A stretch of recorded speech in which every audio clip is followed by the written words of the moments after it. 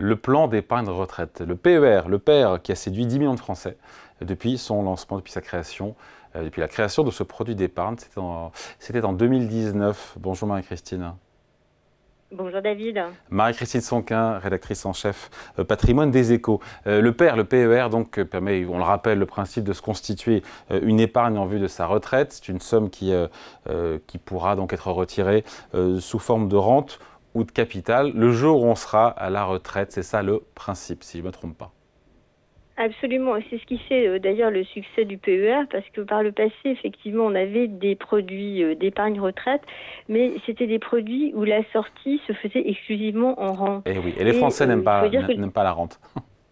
Non, les Français n'aiment pas la rente, et bon, peut-être à juste titre, parce que finalement, quand on convertit son capital en rente, on s'aperçoit que tous les mois, on touche une somme qui est relativement modique. Alors, on a son argent qui est complètement bloqué, hein, on est dépossédé finalement de la totalité de ce capital qui a été placé, et tout ça pour recevoir quelques centaines d'euros par mois. Donc, les Français sont assez réfractaires à ce mode d'épargne retraite. Donc, avec la perspective qu'offre le PER, de sortir en capital, ça fait vraiment une liberté qui n'existait pas par le passé, d'où en partie le succès de ce plan épargne retraite. Ouais, donc c'est ça notamment qui explique le succès. C'est peut-être aussi, on aime bien les carottes fiscales en France, les avantages fiscaux qui plaisent aussi à l'entrée, au moment où on fait des versements sur son PER. Absolument. Alors, autre gros avantage du PER, les versements que vous faites sur votre plan sont déductibles de votre revenu imposable. Alors, attention, c'est pas déductible de l'impôt directement, hein, c'est déductible du revenu imposable.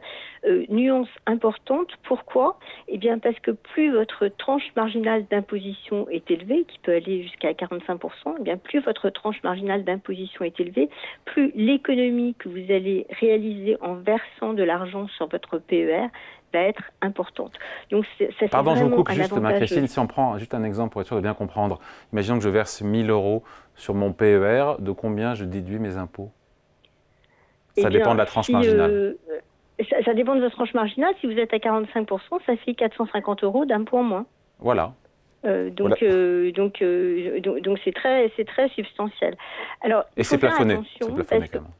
Oui. D'abord, c'est plafonné. Par exemple, quand vous êtes salarié, donc c'est 10% de vos salaires, avec un minimum qui est de 4 399 € cette année et un maximum de 35 194 €. Enfin, ce sont quand même des sommes relativement conséquentes. Pour savoir combien vous pouvez verser au maximum sur votre PER, en jargon fiscal, ça s'appelle le disponible fiscal. C'est marqué en fait sur votre feuille d'imposition. Donc il faut savoir, ce qui est intéressant, donc c'est 10% de vos revenus, mais vous pouvez aussi cumuler ce que vous n'avez pas placé sur un plan épargne retraite les 3 années précédentes, et vous pouvez aussi éventuellement bénéficier du disponible fiscal de votre conjoint ou de votre partenaire taxé, puisque vous êtes soumis à imposition commune. Donc ça peut vous faire un levier fiscal extrêmement intéressant si votre tranche marginale d'imposition est élevée. La carotte fiscale. Oui, pardon. Mais je pense qu'on allait dire la même chose. Il y a la carotte fiscale à l'entrée, mais à la sortie, en rente ou en capital, il y a de l'impôt. À la sortie en rente ou en capital, vous êtes, entre guillemets, rattrapé par le fisc, parce que la mécanique du PER, en fait, c'est un différé d'imposition. Hein. Le fisc vous autorise à faire une déduction lorsque vous versez sur votre PER, mais lorsque vous allez récupérer votre argent, eh bien, vous allez être imposé. Donc, si vous êtes imposé, si vous sortez en capital, eh bien, vous allez être imposé d'une part sur ce que vous avez versé. Donc ça va être imposé comme à votre tranche marginale d'imposition de retraité, ce qui sera quand même relativement sur la partie plus-value. Pourquoi? Sur la partie plus-value? Non, c'est pas sur la partie plus-value. La partie plus-value, ça va être imposé à la flat tax à 30%. Vous allez être imposé sur le capital que vous allez verser. Donc c'est ça que les souscripteurs ne comprennent pas forcément. Ah oui, pardon, parce que de prime abord, je vois même pas l'intérêt. Je vois pas l'intérêt si c'est que... Alors si, il y a un intérêt quand même relativement considérable, c'est qu'en général, à la retraite, vous allez gagner beaucoup moins d'argent que donc tranche marginale d'impôt sur le revenu plus faible. Exactement. C'est le différentiel qui... Exactement. Donc, si vous aviez, par exemple, une tranche marginale d'imposition à 45% lorsque vous étiez en activité et que vous avez bénéficié donc de l'avantage fiscal du père à hauteur de cette tranche marginale, lorsque vous êtes à la retraite, vous aurez par exemple une tranche marginale d'imposition de 30%. Donc, sur les sommes que vous allez récupérer, ça fait 15 points. Vous ne serez imposé qu'à 30%. Donc là, c'est une opération réussie.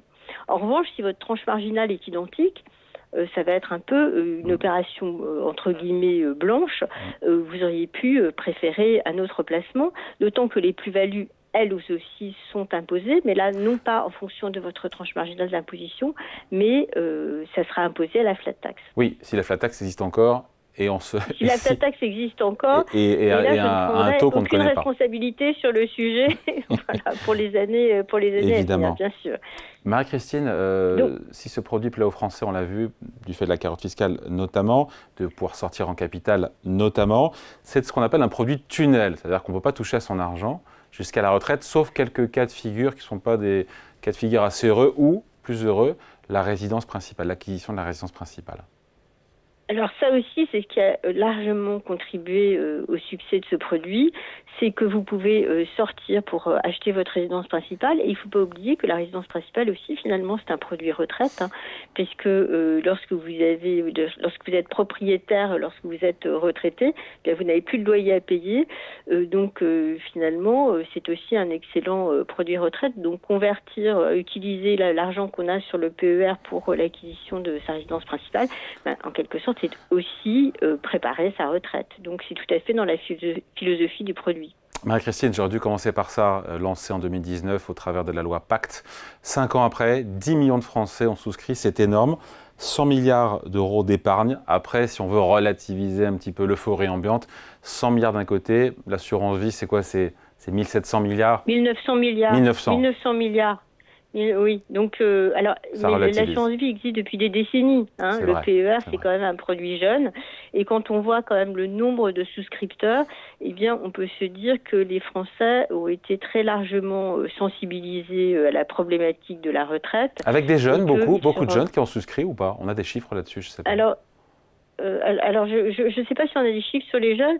Ce que je sais, en revanche, et ce qu'il faut préciser, c'est que maintenant, vous ne pouvez plus ouvrir de PER pour vos enfants mineurs.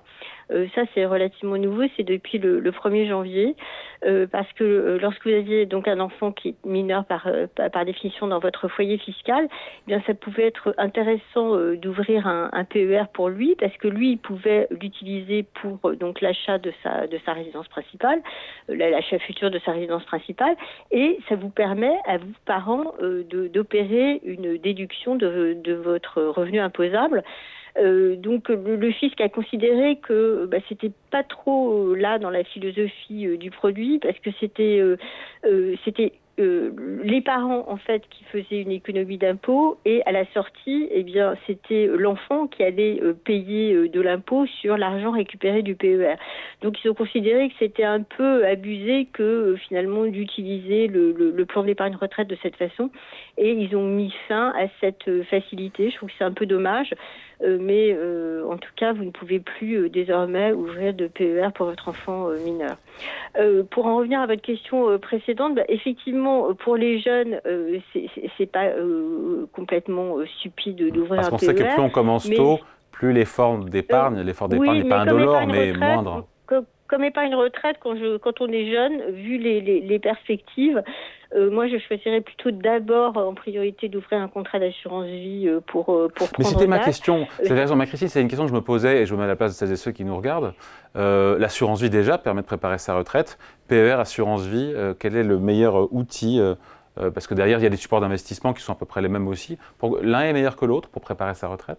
Alors, je dirais que ce sont des outils qui sont complémentaires, et je dirais que c'est aussi en fonction de l'âge des personnes. Quand on est effectivement très jeune et qu'on doit souscrire un produit, moi je privilégierais l'assurance vie, parce que l'assurance vie, vos retraits sont libres. Certes, pour le PER, vous pouvez sortir pour acheter votre résidence principale, mais vous pouvez avoir besoin d'argent pour un autre motif, je sais pas moi, pour passer votre permis de conduire, pour faire un voyage, et on peut faire un retrait sur son contrat d'assurance vie, ce qui n'est pas possible sur un PER. Bien sûr. Bien sûr, alors que le PER, les cas sont quand même extrêmement limités. Donc ça, c'est la première raison. Et la deuxième raison, c'est que lorsque vous êtes jeune, en général, vous n'êtes pas forcément dans une tranche marginale d'imposition élevée. Donc le PER est moins intéressant. L'effet levier du PER est nettement moins intéressant parce que si vous êtes à 11% lorsque vous économisez, lorsque vous êtes jeune, et que vous êtes après, lorsque vous êtes retraité des décennies plus tard à 30% par exemple, et bien là, finalement, l'effet de levier, il sera inverse. Hein. Donc pour les moins de 30 ans, plutôt privilégier, pour les moins de 30 ans, plutôt privilégier l'assurance vie pour préparer sa retraite? C'est ce que je dirais plutôt, oui, absolument. Et après, quand on atteint, disons, 40 ans, très bien, ouvrez également un PER. Il faut bien sûr multiplier les produits d'épargne. Et puis j'ajouterais aussi un bémol sur le PER, c'est que les frais du PER, il ne faut pas généraliser bien sûr, hein, mais les frais du PER sont souvent quand même relativement élevés, notamment les frais de souscription, il faut faire très attention. C'est de l'argent qui vous est prélevé et qui donc n'est pas placé, c'est l'argent qui bénéficie à votre intermédiaire. Et je dois dire que même si ces frais doivent être affichés, comme il y a une carotte fiscale, les souscripteurs ne sont pas forcément excessivement attentifs à ça. Il faut faire très attention. Il y a peut-être plus de concurrence au niveau de l'assurance vie concernant les frais. C'est peut-être plus facile de trouver des assurances vie qui sont très peu chargées en frais, notamment si vous allez sur Internet, que de trouver des PER. Donc faites attention à ça lorsque vous souscrivez un PER. Ne vous laissez pas aveugler par l'avantage fiscal. Regardez combien on va vous prélever en frais. Regardez bien les simulations. Est-ce que ça peut vous coûter? Parce que finalement, si c'est pour avoir de l'argent bloqué pendant des années et que finalement ça bénéficie d'abord essentiellement à votre assureur, à votre intermédiaire, c'est peut-être pas excessivement intéressant. Il vaut peut-être mieux songer à d'autres formules. Donc après, il y a des PER qui sont aussi très compétitifs, très peu chargés en frais, très intéressants, que vous pouvez souscrire notamment en ligne. Donc allez-y, hein, mais soyez attentifs. On est très regardant sur les frais sur Boursorama. Merci beaucoup. Explication signée Marie-Christine Sonquin, rédactrice en chef patrimoine des Échos. Merci Marie-Christine, bonne journée. Merci à vous.